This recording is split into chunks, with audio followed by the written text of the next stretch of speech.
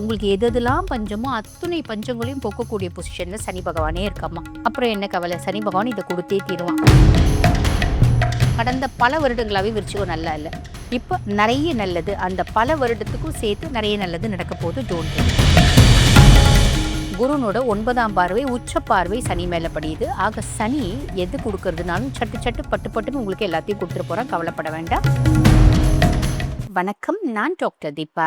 இன்னைக்கு நம்ம என்ன டாபிக் பத்தி டிஸ்கஸ் பண்ண போறோம் அப்படின்னா, இந்த தமிழ் புத்தாண்டு ராசி பலன்கள் தாங்க பார்க்க போறோம். இந்த தமிழ் புத்தாண்டு ஏப்ரல் மாதம் 14ஆம் தேதி சூரிய பகவான் மீனத்துல இருந்து மேஷத்துக்கு பிரவேசிக்கிறார். காலையில 9:40. அப்பதான் தமிழ் புத்தாண்டு பிறக்குது. இந்த தமிழ் புத்தாண்டை என்ன சொல்லுவாங்க அப்படின்னா பராபவ வருடம் அப்படிங்கிறாங்க.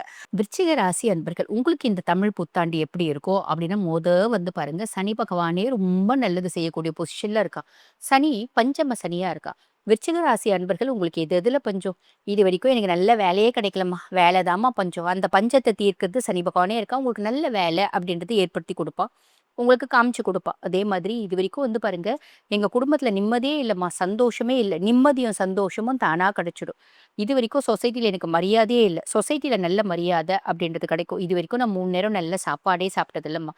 ஒவ்வொரு ராசியும் ரொம்ப பார்த்தீங்கன்னா ஒரு ஹைஃபை கிளாஸஸ்லயும் இருப்பாங்க, ரொம்ப ஏழ்மையான மக்களும் விருச்சிக ராசியில இருக்க தான் செய்றாங்க. ஆக இது வரைக்கும் நான் 3 நேரம் நல்ல சாப்பாடே சாப்பிட்டது இல்லம்மா. ஆக 3 நேரம் நல்ல சாப்பாடு அப்படின்றது கிடைக்கும். இது வரைக்கும் நான் நல்ல துணிமணியே போட்டது இல்லம்மா, அப்படின்னாலும் நல்ல துணிமணி அப்படின்றது கிடைக்கும். ஆக உங்களுக்கு எதெல்லாம் பஞ்சமோ அத்துணை பஞ்சங்களையும் போக்கக்கூடிய பொசிஷன்ல சனி பகவானே இருக்காம்மா. அப்புறம் என்ன கவலை, சனி பகவான் இதை கொடுத்தே தீருவான். அதுக்கும் மேல சனி ரொம்ப ஃபாஸ்டா கொடுப்பா இந்த வருஷம். காரணம் என்ன? குருனோட 9ஆம் பார்வை உச்ச பார்வை சனி மேல படியுது. ஆக சனி எது கொடுக்கறதுனாலும் சட்டு சட்டு பட்டு பட்டுன்னு உங்களுக்கு எல்லாத்தையும் கொடுத்துட்டு போறான், கவலைப்பட வேண்டாம். வெயிட் பண்ணுங்க, நிறைய நல்லது நடக்கும். கடந்த பல வருடங்களாவே விருச்சிகம் நல்லா இல்லை, இப்போ நிறைய நல்லது, அந்த பல வருடத்துக்கும் சேர்த்து நிறைய நல்லது நடக்க போகுது. Don't worry. அதே மாதிரி பாருங்க, ராகு பகவான் 4ஆம் பாவம் அப்படின்னும் போது அம்மாக்கும் உங்களுக்குமான ஒரு விதமான மனமுட்டம் அப்படின்றது தொடருது. அதே மாதிரி பார்த்தீங்கன்னா அம்மானோட ஹெல்த்ல பெருசா முன்னேற்றமே இல்லை. இது 6ஆம் மாசம் வரைக்கும் ஓரளவுக்கு லைட்டா இருக்குமா. 6ஆம் மாசத்துல இருந்து இந்த வருட கடைசி வரைக்குமே பார்த்தீங்கன்னா அம்மானோட ஆரோக்கியத்துல கவனம் அப்படின்றது தேவை. அம்மா கூட பெருசா சண்டை சச்சரவு வச்சுக்க வேண்டாம். அம்மாக்கும் உங்களுக்கும் மனக்கசப்பு வர்றதுக்கான வாய்ப்பு உண்டு. முக்கியமா அம்மாக்கு ஸ்கின் மேனிஃபெஸ்டேஷன்ஸ் வர்றதுக்கான வாய்ப்பு உண்டு. புரியுதுங்களா? நீங்க வெளிநாடு, முக்கியமா இந்த அரபிக் கண்ட்ரிஸ் போயிட்டு பணம் சம்பாதிக்கிறதுக்கான, அங்க போய் பணம் சம்பாரிச்சு இங்க வீடு கட்டுவாங்க பார்த்தீங்களா, அந்த மாதிரி ஒரு வாய்ப்பு. அங்க போய் பணம் சம்பாரிச்சு இங்க பார்த்தீங்கன்னா அம்மாக்கு காசு அனுப்பி இங்க கார் வாங்குறது, இங்க வீடு கட்டுறது, இந்த மாதிரி வாய்ப்பும் உண்டு. அம்மானோட ஆரோக்கியத்துல மட்டும் கொஞ்சம் கவனம் அப்படின்றது வச்சுக்கோங்க. அதே மாதிரி தொழில் செய்யற இடத்துல பார்த்தீங்கன்னா பெருசா கேத்து 10ஆம் பாவம். தொழில் செய்யற இடத்துல யாரோ நம்ம இங்கேருந்து வெளிநாடு போயிட்டு இருப்போம் வேலை செய்யறதுக்கு. அப்படி இல்லைனாலும் இந்த காலகட்டம் நிறைய விருச்சிகம் வெளிநாடு போய் வேலை செய்யறதுக்கான பிராப்தம் அப்படின்றது உண்டு. ஆனா வெளிநாட்டுக்கு வேலைக்கு போனாலும் அங்க பாருங்க பெருசா யாரோ என் கூட நல்லா பழக மாட்டேங்கிறாங்க. இங்கத்திய மாதிரி இல்லை, அங்க யாரும் பெருசா அவங்கவுங்க உண்டு, அவங்கவுங்க வேலை உண்டு, பிஸியாவே இருக்காங்க. யாரும் மனசு விட்டு பேசுறதுக்கு கூட ஆள் இல்லை, தனிமையா இருக்கிறத உணர்ற அப்படின்னா நம்ம போயிருக்கிறது வேலை செய்யறதுக்கு தான். பெருசா யார் கூடயும் பழகணும் அப்படின்ற நெசசிட்டியே இல்ல. பழகணும் அப்படின்னா வீடியோ கால் பண்ணி உங்க வீட்ல இருக்கவங்க கூட பழகுங்க. அதே மாதிரி இந்தியாலயே தாங்க வேலை செய்றோம். ஃபாரின் கொலாபரேட்டட் கன்சர்ன்ல வேலை கிடைக்கிறதுக்கான பிராப்தம். அங்கேயும் பார்த்தீங்கன்னா பெருசா யாரும் தொழில் செய்ற இடத்துல ஒரு அந்யோன்யம் அப்படின்றது இருக்காது. பரவாயில்ல, நல்லது. தொழில் செய்ற இடத்துல நம்ம தனியா இருக்க மாரி தான் இருக்கும். அதுவும் நல்லது. நோ நீட் டூ வரி. ஓகேங்களா? அதுக்கப்புறம் பார்த்தீங்கன்னா, குரு பகவான் 8ல இருந்த குரு பகவான் 6ஆம் மாசம் 8ல உங்கள கங்கணம் கட்டி ஏதோ ஒரு விதத்துல உங்க பேர கெடுத்திருப்பார். உங்கள அசிங்கப்படுத்தியிருப்பார், அவமானப்படுத்தியிருப்பார். இதுவரைக்கும் நீங்க ரொம்ப அடமன்ட்டா ஆர்க்யூ பண்ணி, சண்டை போட்டு, கோவம் வந்தா அம்மாவ அடிக்கிற பையனா கூட இருந்திருப்பீங்க. இதுவரைக்கும் உங்க அம்மா மறைச்சு, மறைச்சு வச்சிருந்திருப்பாங்க உறவுக்காரங்களுக்கு தெரியாம. ஆனா, இந்த 6ஆம் இதுவரைக்கும் நடந்துட்டு இருக்கும். இல்லன்னா 6ஆம் மாசத்துக்குள்ள நடக்கும். நீங்க எப்பேர்ப்பட்ட பையன் அப்படின்றது உங்க உறவுக்காரங்களுக்கு மத்தியில நீங்களே காமிச்சு குடுத்துட்டு இருப்பீங்க. நீங்களே காமிச்சு குடுத்துட்டு இருப்பீங்க. அம்மாவ அடிச்சது, அம்மா தாங்காம அவங்களுக்கு ஃபோன் பண்ணி சொன்னது. ஆக இந்த மாதிரி ஏதோ ஒரு விதத்துல அம்மா காமிச்சு குடுத்துட்டு இருப்பாங்க. எவ்வளோ நாள் தான் அம்மாவும் தாங்குவாங்க இல்லையா? பாவம் ஒண்ணு அம்மா காமிச்சு குடுத்துட்டு இருப்பாங்க, இல்ல நீங்களே காமிச்சு குடுத்துட்டு இருப்பீங்க. இந்த மாரி நீங்க அடங்குறதில்ல அப்படின்ற விஷயத்த. ஆக அப்படி உங்கள ஏதோ ஒரு விதத்துல உங்களுக்கு கெடுத்த குரு பகவான் 6ஆம் மாசத்துலருந்து பார்த்தீங்கன்னா 9ஆம் பாவம் உங்களுக்கு பாக்கியஸ்தானத்துல உச்சம் பெற்று அமர்றார்.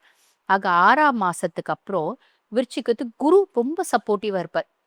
ஏதோ ஒரு விதத்துல குட் லக்கு, ஃபார்ச்சூனு, அதிர்ஷ்டம், மேன்மை, முன்னேற்றம் எல்லாத்தையும் குரு குடுத்துருவாரு. இப்ப நீங்க படிக்கிற பிள்ளைங்களா? இப்ப நீங்க நீட் எழுதுறீங்க அப்படின்னா, அந்த நீட் வந்து நல்ல சாதகமான ஒரு ரிசல்ட் அப்படின்றது வந்துரும். வெளிநாட்டுக்கு படிக்க போணும் அப்படின்னு ஆசைப்பட்டீங்களா, அழகா வெளிநாட்டுக்கு போலாம். அப்பா ரொம்ப சப்போர்ட்டிவா இருப்பாரு. அப்பானோட ஹெல்த்ல ஏதாவது ப்ராப்ளம் இருக்கு அப்படின்னா, அந்த ஹெல்த் வந்து பார்த்தீங்கன்னா, நல்ல இம்ப்ரூவ்மெண்ட் ஆகும். அப்பாக்கு ஏதோ ஒரு விதத்துல காசு நடமாட்டும். அதனால அப்பானோட சப்போர்ட்னால முழுசும் வெளிநாடு போறதுக்கான வாய்ப்பு, ஹையர் எஜுகேஷன் படிக்கிறதுக்கான வாய்ப்பு, ஆன்மீகம் சார்ந்த சுற்றுலா போறதுக்கான வாய்ப்பு, டூர் போறதுக்கான வாய்ப்பு. இப்படி நெறைய நல்ல விஷயம் நடக்க போதுங்க. பெருசா கவலைப்படணும் அப்படின்ற அவசியமே இல்ல. ஓகேங்களா? சரி. அதுக்கும் மேல குரு பகவானோட பார்வை உங்க சுயஸ்தானத்த பார்க்குறார். மனசு எப்பயுமே தீர்க்கமா வந்து ஒண்ணு முடிவு பண்றதே இல்ல. ஒரு விஷயத்த தீர்க்கமா முடிவு பண்ணிட்டு, "இது வேண்டாம். இந்த விஷயத்த நம்மளுக்கு ஒத்து வராது" அப்படின்றது. இன்னொரு விஷயத்த யோசிக்கிறது. இதுவும் நம்மளுக்கு ஒத்து வராதுன்னு. அந்த மாரி மனசு வந்து பார்த்தீங்கன்னா, கூட்டி கழிச்சு செய்யலாமா, வேணாமா? செய்யலாமா, வேணாமா? நெறைய விஷயத்துல குழப்பமாவே இருப்பீங்க. அதெல்லாம் மாறி இந்த காலகட்டம் ரொம்ப தெளிவா, தீர்க்கமா எந்த விஷயம் முடிவு எடுக்கிறதுனாலும் ரொம்ப தெளிவா முடிவெடுப்பீங்க. இது ஒரு பெரிய பிளஸ் குரு பகவான் உங்களுக்கு குடுக்கறது அப்படின்னு சொல்லலாம்.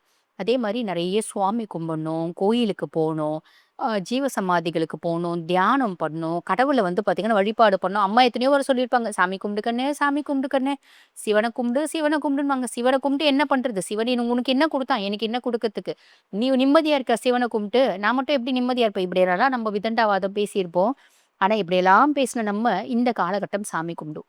இது வந்து பார்த்தீங்கன்னா, தீர்க்கமா நம்பளால உணர முடியும். அதே மாரி நம்ம தைரிய ஸ்தானத்த பார்க்குறாரு. இந்த காலகட்டம் தைரியமும், தன்னம்பிக்கையும் ஜாஸ்தி இருக்கும். எப்படி எனக்கு எல்லா விஷயமும் தெரியும். நான் ஒரு வேலையில இருக்கேன் அப்படின்னா, அந்த வேலை எனக்கு ரொம்ப தெளிவா தெரியும். அப்ப என்னோட கான்ஃபிடென்ட் லெவல் ரொம்ப ஜாஸ்தி இருக்கும். ஓகேங்களா? தம்பி, தங்கச்சியினோட பரிபூர்ண சப்போர்ட் அப்படின்றது கிடைக்கும். எதிர் வீடு, பக்கத்து வீடு எல்லார் கூடயும் ஒரு நல்ல உறவு முறை அப்படின்றது மெயின்டெயின் பண்ணுவோம். கோயிலுக்கு போறது எல்லார் கூடயும். அதே மாரி பார்த்தீங்கன்னா, ஒரு சின்ன டூருக்கு போறது, ஒரு ஆன்மீக சுற்றுலா போறது, இப்படி நெறைய நல்லது நடக்குங்க. அதே மாரி 5ஆம் பாவத்த பார்க்குறார். குழந்தை இல்ல அப்படின்ற விருச்சிக ராசி நெறைய பேருக்கு குழந்தை பிராப்தம் அப்படின்னு கிடைக்கும். குழந்தைங்களால இருந்து வந்த மனக்கசப்பு, மனசஞ்சலம் மாறும்.